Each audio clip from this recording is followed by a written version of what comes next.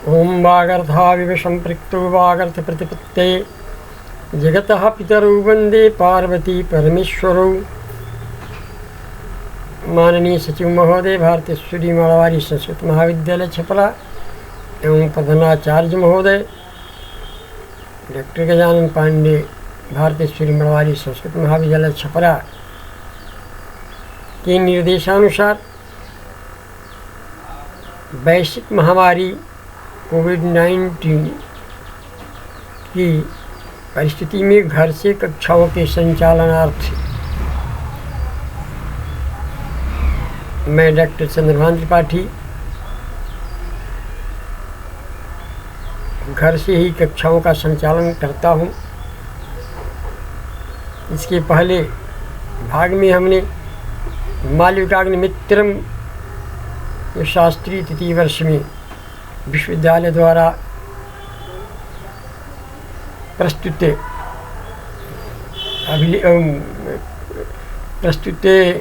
जो विश्वविद्यालय द्वारा सिलेबस है, पाठ्यानुक्रमणिका है, उसमें प्रेस्क्राइब्ड है।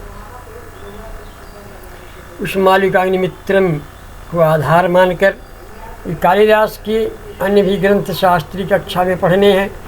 शास्त्री प्रथम वर्ष में अभिज्ञान शाकुंतलम है, तृतीय वर्ष में मालविकाग्निमित्रम है, उत्तर मेघदूत है, मेघदूत का उत्तर मेघ तृतीय वर्ष में है और पूर्व मेघ है प्रथम वर्ष में है। तो कालिदास के जीवन वृत्त के विषय में इसके पहले व्याख्यान में हमने बताया था। अब कालिदास की जो जन्मभूमि क्या है, इस पर चर्चा करके उनके जीवन काल के विषय में हम सूत्रवत चर्चा करेंगे छात्रों के हितार्थ। ये जो शास्त्री प्रथम वर्ष, द्वितीय वर्ष और तृतीय वर्ष तीनों वर्ष के छात्रों के लिए यह व्याख्यान अत्यंत ही महत्वपूर्ण है। महाकवि कालिदास के जीवन वृत्त और उनके स्तुति काल के विषय में जानने के लिए। कालिदास के चूँकि इन्होंने अपने महाकाव्यों में कहीं का भी उल्लेख नहीं किया, कहाँ के रहने वाले थे, कहाँ के नहीं रहने वाले थे, ऐसा किसी ग्रंथ में कोई उल्लेख नहीं मिलता है। तो कुछ लोग जो है महाकवि कालिदास की स्थिति जन्म स्थान बंगदेश मानते हैं, बंगाल को। कुछ लोग जो है कश्मीर देश के आवासी मानते हैं, कुछ लोग विदर्भ प्रांत के वासी मानते हैं, कुछ लोग विदिशा के वासी मानते हैं, कुछ लोग मिथिला के वासी मानते हैं और कुछ लोग उज्जैनी के वासी मानते हैं। बंगदेश के निवासी मानने के पीछे तर्क है कि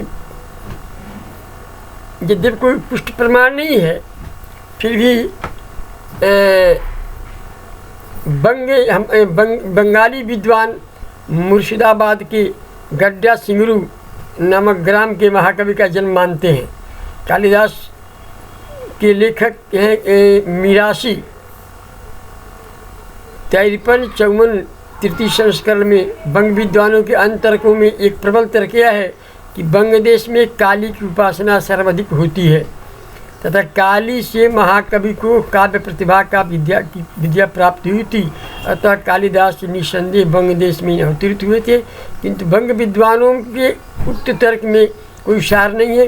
कालिदास का जीवन वृत्त शीर्षक के द्वारा पिछले पृष्ठों में इस बात का खंडन हो चुका है।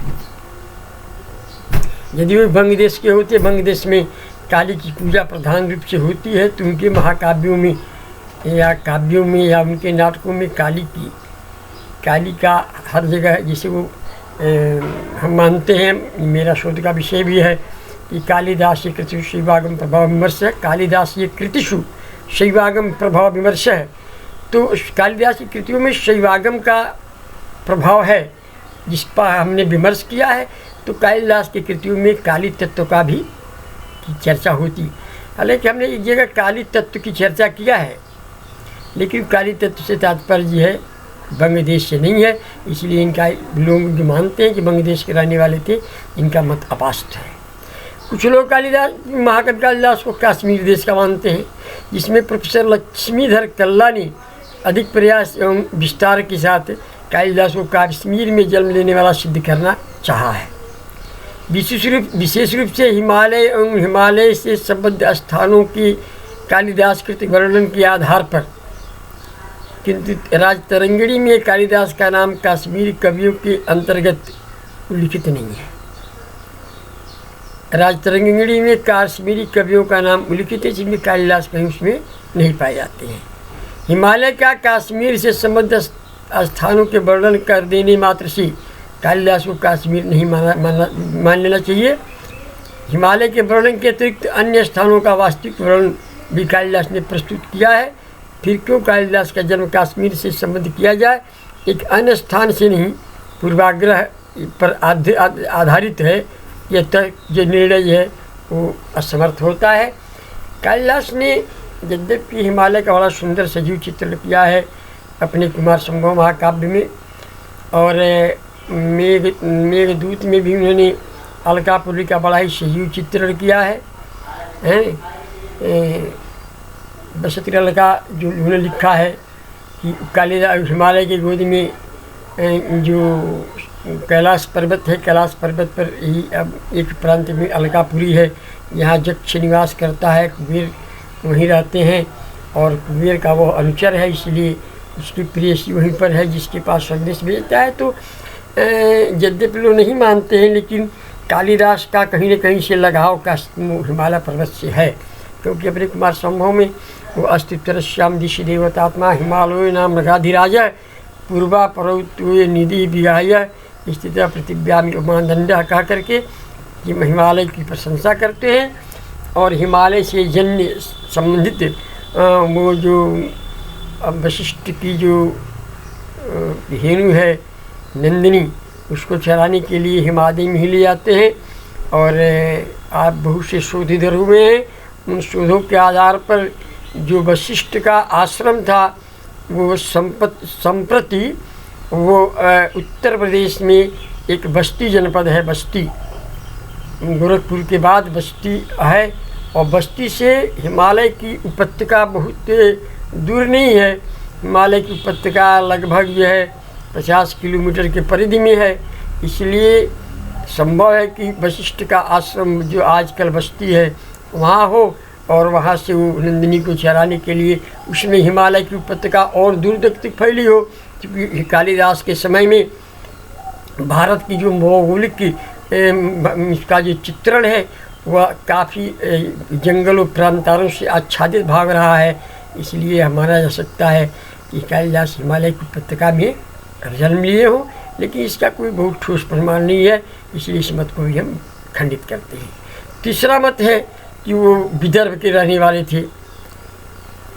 तो इसमें यह है विदर्भ का कई बार इनके काव्यों में उल्लेख हुआ है। कालिदास ने अपने ग्रंथों में विदर्भ का संगोपम वर्णन नहीं किया है, इसलिए इसको भी उल्लेख किया है कि संगोपम वर्णन नहीं किया है, इसलिए स्वतः अपने आप असिद्ध हो जाता है। विदिशा को लोग मानते हैं, विदिशा के पर कालिदास का फोकस है। महामहोपाध्याय है हरप्रसाद शास्त्री का मत है कि कालिदास जैन का जन्म विदिशा में हुआ होगा, क्योंकि विदिशा के समीपस्थ वनों नदियों स्थानों का वर्णन कालिदास ने मेघदूत में प्रचुर मात्रा में किया है। श्री विशालाम विशालाम करके उन्होंने जो है विदिशा का वर्णन किया है। और विदिशा के वर्णन की सीमा केवल 3 ही श्लोक में है, यद्यपि बहुत ज़्यादा नहीं है। इसलिए मातृभूमि जैसा प्रेम उसे विदिशा के प्रति उनका प्रकट नहीं होता है, इसलिए विदिशा से भी कालिदास का जन्म एक तरह से का प्रमाण जो है अपास्त होता है, मान्य नहीं होता है। एक संस्कृत के बड़े अच्छे विद्वान हुए हैं, और संस्कृत की क्या वो भारत सरकार के गवर्नर भी थे।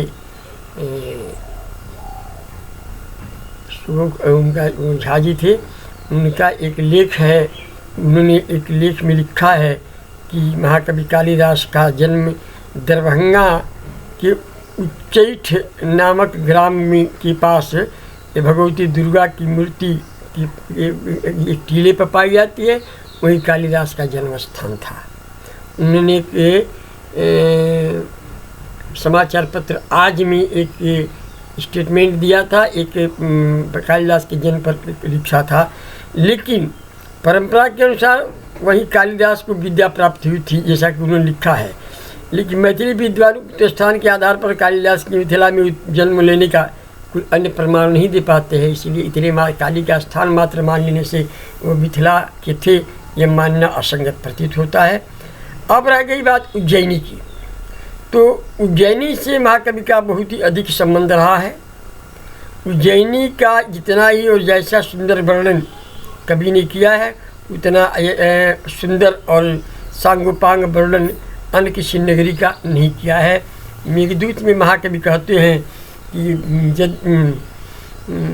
वक्रः पंथा भजते भवतः, वक्रः पंथा यद्यपि भवतः प्रस्थितस्तुत्तरासाम, यद्यपि हे मेघ उत्तर दिशा में जाने के लिए तुम्हारा रास्ता टेढ़ा पड़ेगा, फिर भी जो है बिना उज्जैनी गए और बिना महाकाल कालेश्वर का दर्शन किए, आरती में अपने गंभीर घोष के मृदंग के समान बिना घोष किए तुम्हारा जाना, वहाँ के नायिकाओं के नेतृत्व में बिना रमण किए तुम्हारा वैसे निकल जाना, अब तुम्हारे जीवन का अकृतार्थता हो जाएगी। इसलिए तुम उज्जैनी जा करके वहाँ की जो प्रबंधाओं के नेतृत्व में रमण करके वहाँ रहकर भगवान शंकर का दर्शन करके तुम जाना, इत्यादि जो साक्ष्य है इससे महाकवि कालिदास का जो जन्म उज्जैनी में मानना तर्कसंगत प्रतीत होता है। सर्वोत्कृष्ट है, अलका है, दिव्यनगरी और इसी वर्णन की कभी कल्पना अंकुश नहीं हीन है। इससे यह प्रतीत होता है कि कालिदास का अधिक समय उज्जैनी में व्यतीत हुआ होगा। और इतना तो स्पष्ट है कि उज्जैनी के से महाकवि को अतिशय प्रेम रहा है। वह भी यह भी असंभव नहीं है कि कालिदास का जन्म भी उज्जैनी में हुआ हो, किंतु जब किसी के मत के प्रबल प्रमाण न मिल सके तो कोई भी मत इत्थम कहना समीचीन नहीं होता है। लेकिन उज्जैनी का जो महाकवि का काव्यों का लगाव है जिसके अनुसार उनका उज्जैनी मान लेना तर्कसंगत प्रतीत होता है। रही बात व्यक्तित्व की, महाकवि कालिदास का व्यक्तित्व कैसा है, तो महाकवि कालिदास का जन्म स्थान और समय तो विवादास्पद है, किंतु उनके व्यक्तित्व के संबंध में अनेक विद्वानों में हमारा ज्ञान असंदिग्ध नहीं है। कालिदास किस वर्ण के थे, इनके माता पिता का क्या नाम था, इनकी आजीविका क्या थी, महाकवि के गुरु कौन थे, शिक्षा कहाँ प्रयुक्त हुई थी, उनका दाम्पत्य जीवन कैसा था, यानी वंश परंपरा कैसी थी, इन सभी प्रश्नों का उत्तर प्राय अंधकार में है, अंधकार के गर्त में है। संभव है, ऐसा प्रतीत होता है कि कालिदास का जन्म किसी अति समृद्ध एवं प्रकांड विद्वान के घर में नहीं हुआ हो, अन्यथा वह संकेत कहीं न कहीं अवश्य किया गया होता मिलता। उनकी प्रतिभा ने भी उनको उठाया होगा और प्रसिद्धि पाने के लिए अथवा काव्य के उचित मूल्यांकन के लिए उन्हें संघर्ष करना पड़ा होगा। मालविकाग्नि मित्रम नाटक में महाकवि कालिदास ने स्वयं इस प्रश्न को उठाया है कि भाष्य सौमिल्य एवं कविपुत्र आदि कवियों की रचना पहले से विद्यमान है, फिर क्यों कालिदास नवीन नाटक का अभिनय होना चाहिए। यह प्रश्न कालिदास का नहीं था, सहृदयों का था, जो कालिदासीय प्रतिभा से परिचित नहीं हो पाए हुए थे।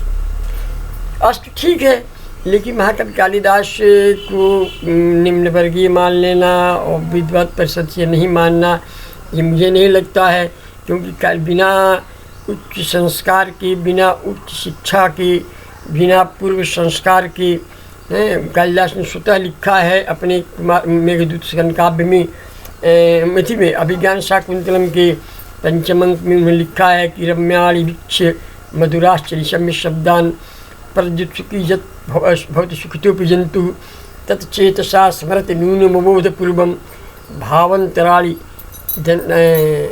जन्नांतर सौहृदानि। तो जननांतर सौहृदानि भावस्थिराणि तत्चेतसा स्मरति, जो उन्होंने शब्द लिखा है, निश्चित है कि वो किसी अच्छे ब्राह्मण परिवार में, उच्च कोटि के परिवार में जन्म लिए होंगे और उनके हृदय की जो अंतस्थ जन्नांतर सौहृदानी, जो वो भाव की जो भावनाएं सन्निहित थीं, जिसके बल पर उन्होंने इतने बड़े काव्यों का प्रणयन किया है, ऐसे काव्यों का प्रणयन किसी मूर्ख व्यक्ति द्वारा संभव नहीं है। ये व्यक्तिगत रूप से मैं मानने को तैयार हूँ, समीक्षक जो भी कहते हो, क्योंकि हमने जो इसके पहले वाले व्याख्यान में कहा है कि हमने कालिदास फिल्म देखी थी और कालिदास फिल्म में यह दर्शाया गया था कि वो अपने गुरु पररुचि प्रभृति विद्वानों के साथ शास्त्रार्थ करते हुए उनको मूर्खों को ऐसा श्राप मिल गया था और वो कुछ लोग तो कहते हैं कि वो जो महाकवि कालिदास एक तरह से चाणक्य की प्रतिमूर्ति थी, बड़रुचि के समकालीन थे। तो चाणक्य, इसको हम नहीं मानते कि चाणक्य, क्योंकि चाणक्य तो बहुत अद्यतन हुए हैं और महाकवि कालिदास ईसा पूर्व, अभी आगे उसकी चर्चा हम करेंगे, और प्रथम शताब्दी में हुए थे या द्वितीय शताब्दी ईसा पूर्व हुए थे। तो इसलिए क्योंकि इनका जो है वो धर्म के अनुयायी भी है और धर्म के वैदिक धर्म के अनुसरण करने वाले हैं। महाकवि कालिदास श्रुति स्मृति सम्मत वैदिक धर्म के अनुयायी हैं। अब रघुवंश महाकाव्य में उनका वो तर्क है, कहते हैं कि श्रुतेरिवार्थम स्मृतिरन्नुगच्छन्। जब राजा सुदक्षिणा नंदिनी को लेकर जाते हैं तो राजा सुदक्षिणा राजा का कैसे अनुसरण करती है कि श्रुते स्मृति अर्थमिव, ये श्रुतियों का स्मरण, श्रुतियों का की व्याख्या स्मृतियाँ करती हैं, उनका अनुसरण करती हैं। वैसे सुदक्षिणा जो है राजा का अनुसरण करती है। इतना उच्च कोटि का उदाहरण, इतना उच्च कोटि का यह है विचार। और भी है, वो अभिज्ञान शाकुंतल में ही कहते हैं महाकवि कालिदास कि पशुमारण कर्म दारुणो अनुकंपा मृदुरेव श्रोत्रिय है। आया है कि याज्ञ की हिंसा न भवती, याज्ञ की हिंसा न भवती। उसी को पुष्ट करते हैं कि पशुमारण कर्म दारुण है, अनुकंपा मृदुरेव श्रोत्रिय है। पशु का जो पशु मेद यज्ञ हुआ करता था, नरमेद यज्ञ हुआ करता था, पशुमेद यज्ञ हुआ करता, अश्वमेध यज्ञ हुआ करता था, इसमें पशुओं का मनुष्य का वध किया जाता था। लेकिन याज्ञ की हिंसा न होती, ये शास्त्र कहता है। इसलिए अभिज्ञान शाकुंतलम के 6 अंक में महाकवि कालिदास ने स्वतः इस बात को किया है। अन्य विद्वानों का मत है कि अधिक संभावना के महाकवि कालिदास वर्ण से ब्राह्मण हो। कालिदास के प्रगाढ़ पांडित्य से तथा ऋषियों आश्रमों के वर्णन से ऐसा अनुमान होता है कि उन्हें किसी अच्छे गुरुकुल में शिक्षा ग्रहण प्राप्त की है। और उनके ग्रंथों में से पता चलता है कि उन्होंने अवश्य ही संहिता, ब्राह्मण, उपनिषद, स्मृति, दर्शन, धर्मशास्त्र, व्याकरण शास्त्र, कामशास्त्र, राजनीति शास्त्र, पुराण, इतिहास, सामुद्रिक शास्त्र, आयुर्वेद, धनुर्वेद, ज्योतिष, चित्रकला, संगीत, शुद्ध विद्या, साहित्य शास्त्र के समस्त अंगों का उन्होंने सूक्ष्मतया अध्ययन किया था। तथापि वे अभिमान शून्य थे। हमने पहले इस बात को कहा है कि एक मूर्ख व्यक्ति जो अपनी बढ़कर जिस डाली पर बैठा है, लकड़ी काट रहा है, उसी डाल को काट रहा है, वो इतना बड़ा विद्वान नहीं हो सकता। वो जरूर जो है किसी न किसी बड़े योग्य विद्वान गुरु के शिष्य थे और इन्होंने इस तरह के ग्रंथों का अध्ययन किया, सांगोपांग वर्णन किया। लिखते हैं रघुवंश महाकाव्य में, क्व सूर्य प्रभो वंश क्व चाल विषयामति तिरसुर दुष्टरम मोहादुपेनाश्मि सागर। उनका व्यक्तित्व अत्यंत सरल और विनोद प्रिय है। कालिदास सरल एवं विनोद प्रिय व्यक्ति थे, तभी तो उन्हें कविता कामनी का अभिलाष कहा जाता है। विद्वता का प्रदर्शन छोड़कर महाकवि सरल एवं सरस भाषा में अपने वक्तव्य का प्रकाशन करके श्रोताओं को रस से प्लावित कर देना चाहते हैं। उन्हें भूगोल का भी अत्यंत ही प्रगाढ़ ज्ञान है। नहीं तो मेघदूत भौगोलिक वर्णनों के स्थानों को वर्णनों से भरा पड़ा है। कुमार संभव में हिमालय का यथार्थ चित्र मिलता है। इससे लगता है कि उन्होंने हिमालय का भी भ्रमण किया था। सुदूर पूर्व में किया गया वर्णन आज के समालोचकों की दृष्टि में खरा इसलिए उतरता है कि भूगोल संबंधी विवरण का आधार कल्पना न होकर स्वयं निरीक्षण माना जा सकता है। बिना निरीक्षण की कल्पना के द्वारा इतना सटीक वर्णन नहीं किया जा सकता। रघु की विजय यात्रा का वर्णन कालिदास के भौगोलिक ज्ञान की प्रौढ़ परंपरा है। वे श्रेय और प्रेय के दोनों के पक्षपाती हैं। कालिदास श्रेय और प्रेय दोनों के प्रति पक्षपात है उनका। उन्होंने लिखा है कि स्फुरदाम स्फुरित चिकित विद्युद्दाम स्फुरित चिकित तत्र पौरांगनानाम लोलापांग यदि रमसे लोचने वंचितोषि। पूर्व में एक श्लोक है, विद्युद्दाम स्फुरित चिकिता स्फुरित चिकित तत्र पौरांगनानाम। तुम्हारी बिजली जब चमकती है, तुम्हारी बिजली के चमक के समान पौरांगनानाम पूरे भवा पौराताम पौरांगनानाम लोलापांगै रमणै लोचनै यदि न रमसे तरही वंचितोषी, तो तुम्हारा जीवन व्यर्थ है नहीं। फिर जो है श्रेय, ये तो हो गया प्रिय। श्रेय का देखिए, प्रज्ञा ये गृहमेधी नाम रघुवंश महाकाव्यम की पहले शर के 7वें श्लोक में कहते हैं कि प्रजा यही गृहमेधी नाम। वो यदि घर विवाह करते हैं तो प्रजा के लिए, कि प्रजा उत्सर्जन के लिए करते हैं। प्रजा जोगानते नित्यजाम। और ये भी है कि वो प्रिय श्रेय का जो है सबसे बड़ा उदाहरण है कि गलित वैश्याम इक्ष्वाकुणाम ही कुलव्रतम। गलित वैश्य जो इक्ष्वाकुओं का उनका कुलव्रत है, जो तुर्यावस्था में अपने पुत्रों को राज्यभार दे करके और जंगल में चले जा करते थे। इसको हमने पहले भी वर्णन किया था कि उनको जो है राज्य से अभिलाषा लिप्सा नहीं थी। वे राज्य का संचालन जो है प्रजा पालन के लिए करते थे, प्रजा के अभ्युदय के लिए किया करते थे, है नहीं। दुखसंत शकुंतला के रूप का उपयोग करना चाहता है, प्रिय के प्रति उसका अति अनुराग है, किंतु श्रेय उसके लिए अपरिहार्य है, उसका उतना ही संभव है, उससे भी अधिक महत्व है। तभी तो कहता है कि भ्रमरैव विभाते कुंद मंतस्तुहारम न च खलु परिभोक्तुम नैव स्वप्नोमि हातुम। शकुंतला के लिए कहता है भ्रमरैव विभाते कुंद मंतस्तुहारम। कुंद पुष्प के अंदर जैसे तुषार हो, उसी प्रकार शकुंतला का सौंदर्य न खलु परिभोक्तुम, न मैं उसका भोग ही कर सकता हूँ, न शक्नोमि हातुम, न उसको छोड़ ही सकता हूँ।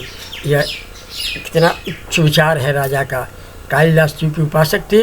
अधिकांश शाकुंतलम के नांदी श्लोक में शिव की स्तुति, रघुवंश आदि श्लोक में शिव पार्वती की वंदना, कुमार संभव में शिव में तनय, कार्तिकेय के जन्म के संबंध में महाकाव्य की रचना, और मेघदूत तो अत्यधिक शिव का संकीर्तन है ही। इस तरह महाकवि कालिदास की का जो व्यक्तित्व है अत्यंत ही ओजस्वी है। वो तप और योग के समन्वयक भी, समर्थक भी रहे हैं, है ना। तप और योग दोनों को एक साथ लेकर चलते हैं। इस तरह सरस्वती हृदय विश्वविश्रुत महाकवि कालिदास है कि जितनी भी प्रशंसा की जाए उतनी कम है। कालिदास को इसीलिए उनकी जो है जो कृतियाँ हैं विश्ववंद्य, विशेषकर विज्ञान शकुंतला विश्ववंद्य है। शेष कालिदास के समय पर मैं अगले व्याख्यान में अपना छात्रों के सामने रखूँगा। बस आज के लिए इतना ही।